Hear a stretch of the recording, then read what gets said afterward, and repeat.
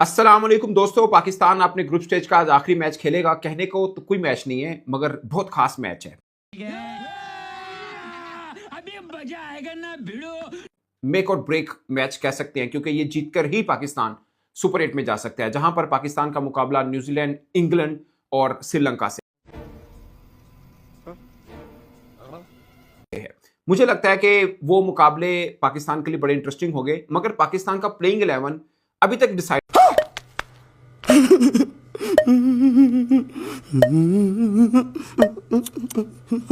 नहीं हो पा रहा। मुझे याद है हमने श्रीलंका में ही जब सीरीज खेली थी तब भी 19-20 चल रहा था कि ये चेंज हो सकता है, वो चेंज हो सकता है, लेकिन ऑस्ट्रेलिया सीरीज हम जीतने के बाद हमारे कप्तान कोच सब ने कहा था कि सबको अपना जो रोल है वो डिफाइन है, सबको पता है और हमारा कॉम्बिनेशन बन गया। मगर एक हार भारत की एक हार ने सब कुछ बखेर के रखा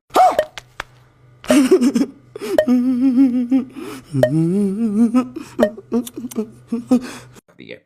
हमें समझ नहीं आ रही, आज भी बातें हो रही हैं कि ओपनर फिर हम फखर जमान को भेज दें, फिर है कि नहीं बाबर आजम को चौथे नंबर पे लाना है तो फखर तो ऊपर ही ओपनिंग करा देते हैं, साहबजादा फरहान को बैठा देते हैं। इस तरह की डिस्कशन पाकिस्तान मीडिया में डिस्कस हुई कि टीम मैनेजमेंट ये सोच रही है। मेरा मानना है कि टीम मैनेजमेंट साइम अयूब और साहबजादा फरहान को अगर हिलाएगी ना तो बहुत कुछ हिल जाएगा। ये बेस है पाकिस्तान टीम की, इनको बिल्कुल नहीं हिलाना चाहिए। एक पूरे साल भर की मेहनत के बाद आप यहां पर पहुंचे हैं और बाबर आजम को जब लिया गया था 4th नंबर पे तो पूरी टीम मैनेजमेंट ने उस पर जस्टिफाई किया था कि हमने 4th नंबर पे बाबर आजम को क्यों लिया। डिसाइडेड था। अब अगर उसमें हल्के से झटके आ रहे हैं तो आपके साथ चलना है। एक इंडिया के खिलाफ मैच में नहीं चले, उसके पिछले मैच में उन्होंने रन किए हैं। ये सलमान अली आगा कह रहे हैं, मैं नहीं कह रहा। उन्होंने बोला कि हमें सूट कर रहे हैं बाबर आजम इस पोजीशन पे और इस तरह से रन करते हुए। सो एक हार ने इतना कुछ कैसे हिला दिया? आपकी साल भर की प्लानिंग को एक हार के हवाले आप क्यों कर रहे हैं? मेरा सवाल सिर्फ ये है। अबरार के ऊपर क्वेश्चन मार्क, साहबजादा फरहान के ऊपर क्वेश्चन मार्क, बाबर आजम के ऊपर क्वेश्चन मार्क। शाहीन अफरीदी ने बॉलिंग बेहतर नहीं की। ओवरऑल 3 मैचेस में कोई फर्क नहीं पड़ता, आप उनकी किसी जगह पे आप उनको चेंज कर दें, रेस्ट दे दें, कोई और बॉलर नो प्रॉब्लम। मगर आपकी बैटिंग में ना इतनी भी स्पेस नहीं है। आप पाकिस्तान की बैटिंग को देखेंगे ना, अच्छी टीम हो, मैं पाकिस्तान टीम को सेमीफाइनल का कैंडिडेट देखता हूं because of Pakistan spin attack. मगर पाकिस्तान के कॉम्बिनेशन में एक सबसे बड़ी खामी है, जितनी बड़ी टीम है उन सब में से एक पाकिस्तान टीम में एक खामी है। इवन के मुझे डर लग रहा है कि अगर हम नबीबे के खिलाफ भी चेस की तरफ जाएं तो खुदा ना खासा कहीं हिचकोले ना आए हमें। वो वजह क्या है? वजह है कि हमारा थिन मिड ऑर्डर, आपके सिर्फ 4 बैट्समैन खेलते हैं, जिसमें साहबजादा फरहान है, सलमान अली आगा हैं, बाबर आजम और उस्मान खान, जो कंप्लीट बैट्समैन है। बाकी सब ऑलराउंडर हैं और ऑलराउंडर के सर पे स्पोर्टिव रोल लिया जा सकता है, मैच को बनाया या उसको एंकर नहीं किया जा सकता। मुझे लगता है कि एक और बैट्समैन की जगह बनती है, और वो कौन और किसकी जगह पे?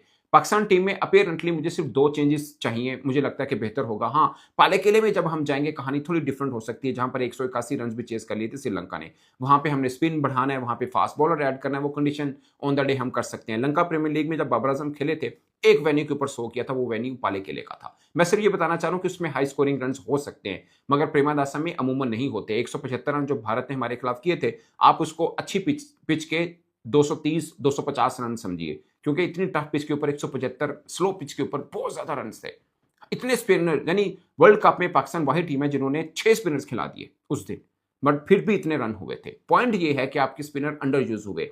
शदाब खान ने 1 ओवर किया। अगर आप शदाब खान बॉलिंग ऑलराउंडर हैं और आप उनके पूरे मैच में जहां पे जरूरत थी 1 ओवर यूज करने हैं, तो फिर या तो शदाब, अब इससे पहले एशिया कप में 3 मैच खेले, वहां पे नवाज को हमने अंडर यूज किया था। सो इन दोनों में से किसी एक को सुपर 8, कम से कम सुपर 8 और उसकी तैयारी नबीबे के खिलाफ हम आज से कर सकते हैं कि आप इन दोनों में से किसी एक के साथ जा सकते हैं और उनकी जगह पे, इन दोनों में से किसी एक की जगह पे आप फखर को इन कर सकते हैं या ख्वाजा नाफे को आपको लगता है तो इन कर सकते हैं। मुझे लगता है, मेरी जाती राय ये है कि बाबर आजम को टॉप पे होना चाहिए था, बट अब टीम मैनेजमेंट ने सोचा नहीं, चौथे नंबर पे है। चौथे नंबर पे अगर प्रेमादासा में खेल रहे हैं तो शायद ठीक है, आपको स्ट्राइक रोटेट करने और सब, जहां पे हाई स्कोरिंग गेम होगी वहां पे बाबर आजम की जगह पे आपको ऐसा प्लेयर जरूर चाहिए होगा जो थोड़ा स्लॉग कर सकता है चौथे नंबर पे, वो शायद फिर फखर जमान हो।